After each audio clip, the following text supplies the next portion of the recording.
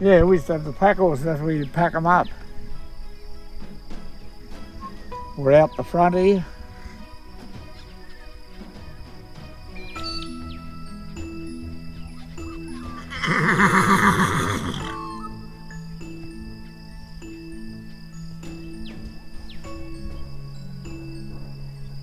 The ones with the corn meat or the bloody, and they were the shoeing gear and horseshoes, they had the heaviest pack.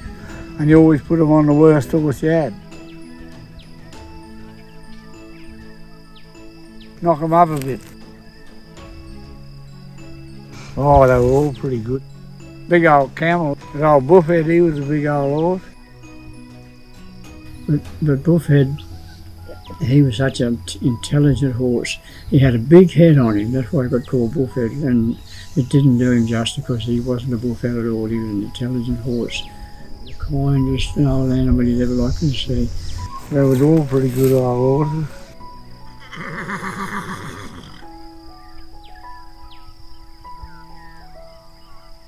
And the pack horses, so they were always on the tail because they're carrying the load. The pack horses, they were good, they were sensible. But when you're mustering, you've got your pack horses, someone's got to stay with them. They'd be holding the coaches there while you mustered into them. And the pack horses would just feed around. And then they got a bit far in the lead, you just turned them back again.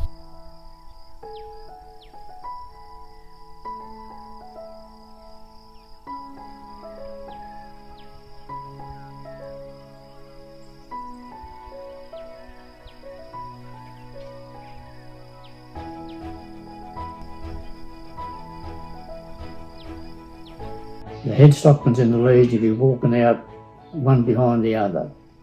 Real nice and steady, and looking all the time for cattle. They're wild, but they're running with some old Glenhaughton cows.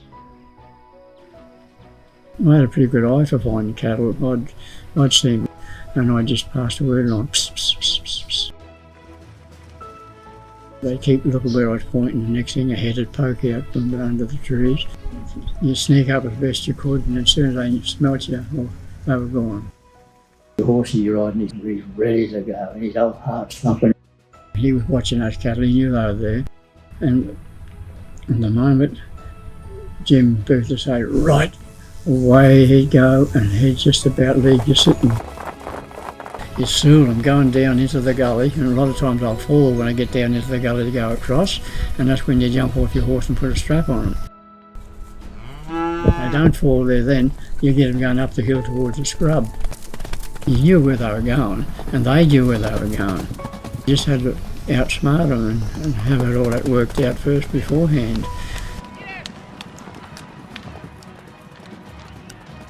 They were moving all the time because there was no fences. Cattle, once you disturbed them, they'd move on and you'd have to pack up and go to the next camp, catch them up.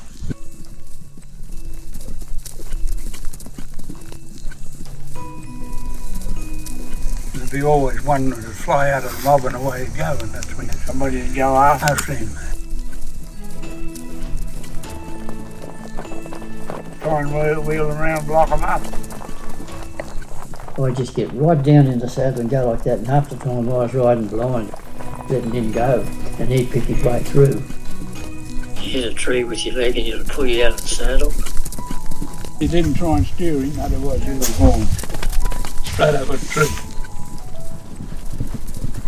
In the timber you can just follow them and board up and make them go so they'll knock up quick. To get up on their shoulder, you wait until you get out in the open.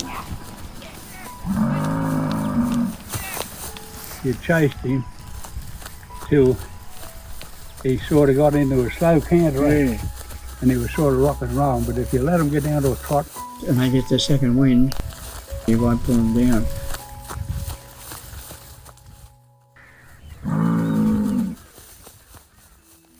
They're not struggling straight away, they absolutely had it. It's a matter of timing.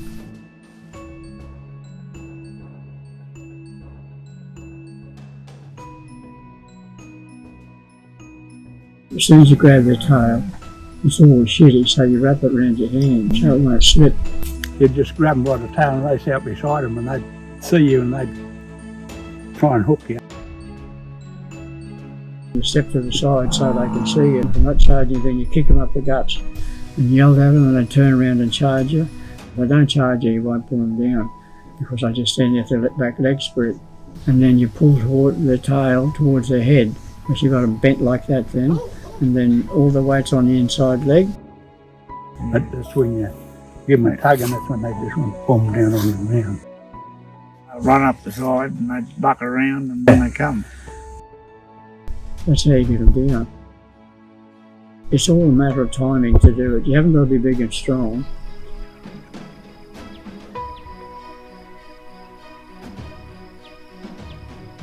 I had Gracie with me, good dog. She'd get one, and I went after another one. I'd go and tie it. I'd hear this thing bellowing. When I get back there, there's old Gracie. She got this beast on the ground. It's got his head stretched out like that, and she's got a hold of it here, and she's sitting back there, holding it, waiting for me to come along and put a strap on it.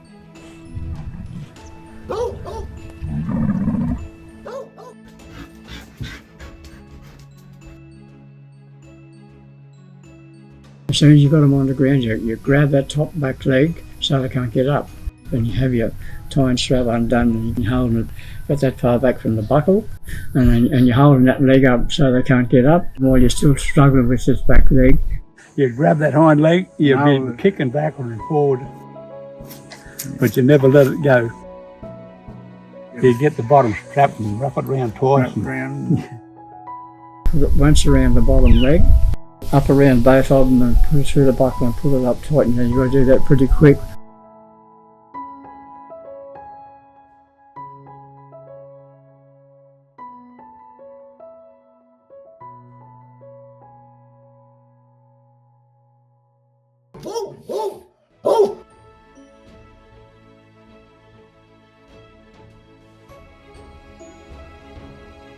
Put the dogs on them, chew them a bit while they're on the ground, and then when they went to run away, they'd see a dog and they'd go back into the cattle most times. A lot of times wouldn't. When you let him off, you take the straps off so he go into the mob, and you turn him around so he can see the cattle. And if you've got dogs, while he's down, you give the dog, give them a good chewing, and they see those dogs, all they want to do is get to their mates. And so if you didn't have the dogs, you'd saw a green stick down about that long and soften his ribs with it. Get a stick about that long and about that round, and give them a hit behind the shoulder a few times. Yes. But sometimes you just sneak in nice and quietly and get the strap off and just ride the back cattle out up. there before he hit his wheels. Otherwise, he was straight around onto you.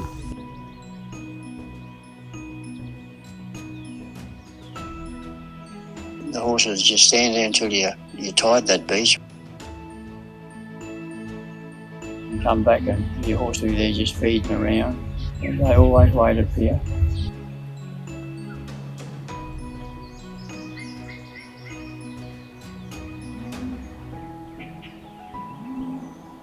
You bring the coaches. Coaches over and saw their horns off and let them up.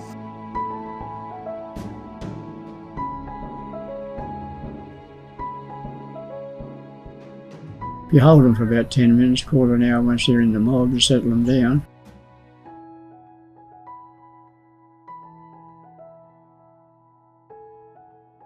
You had your lunch in your saddlebag. You always cut your dinner when you're out mustering. If you didn't, well, you'd go hungry until tea time.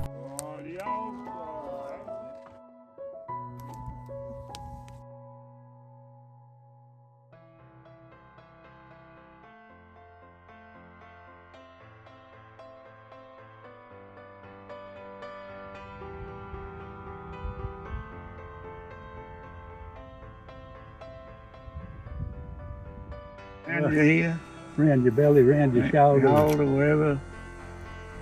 All depends how many you had. Oh, 3 or 4 sometimes. With a couple round your horse's neck.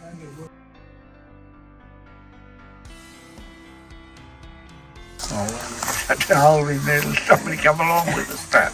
There'd always be somebody that have a spare one. There was always somebody that always wore them and didn't use them. Yeah.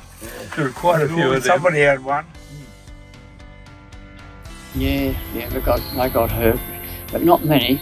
But most of them that got hurt, they got horns.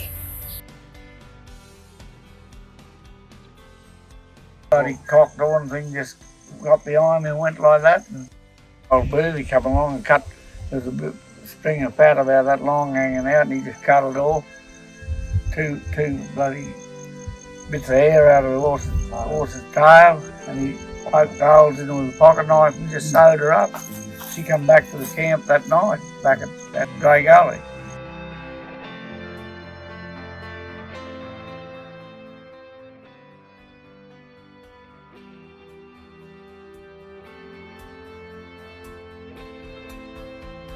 They're terrible.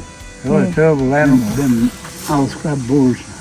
If you took half their horns off, they would be hooking, but they were always that much short. Hey. Yeah.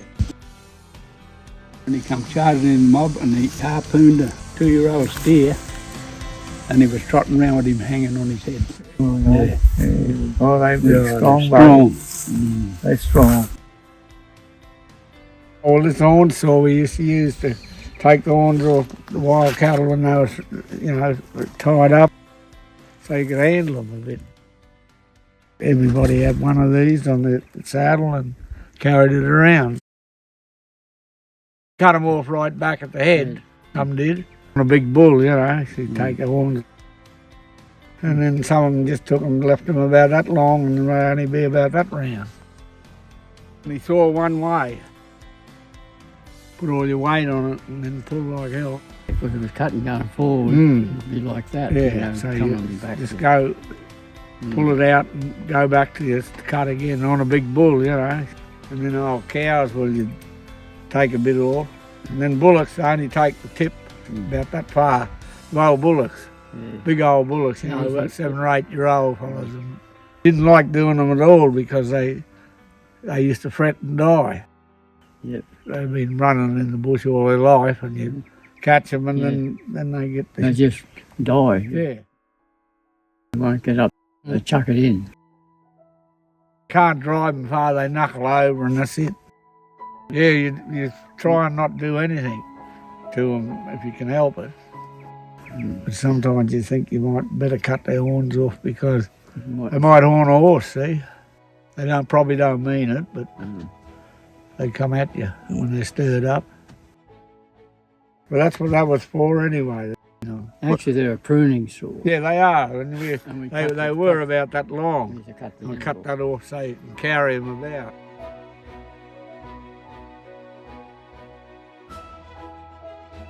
Just under your saddlebag or quart pot, wherever the D's were on the saddle. Some of them had a little strap around there. Yeah, so they wouldn't fall Split out. so they wouldn't come out. And And then it's tied underneath in that hole there. See, a bit of leather, a bit of lace. And that tied under your girth, under your quart pot or saddlebag like that. And under your leg like down here. still got mine hanging up. Yeah, I got mine. It's worn out. I'll go wore it out cutting trees in the garden. Did you? Yeah.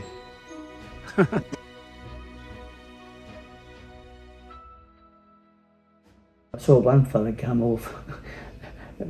He was on a horse, an old head stockman's horse, and he's standing in there. Of course, the old horse is like this, ready to go, and the cattle took off.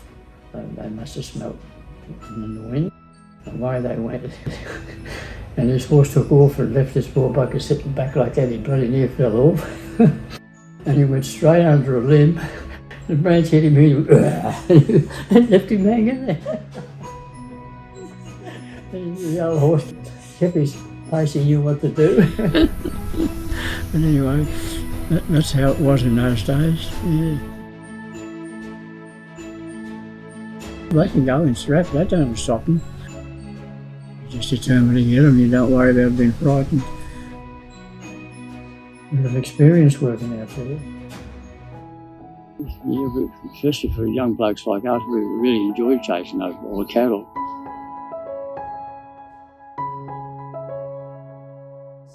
I don't know what they do now, it's a lot different.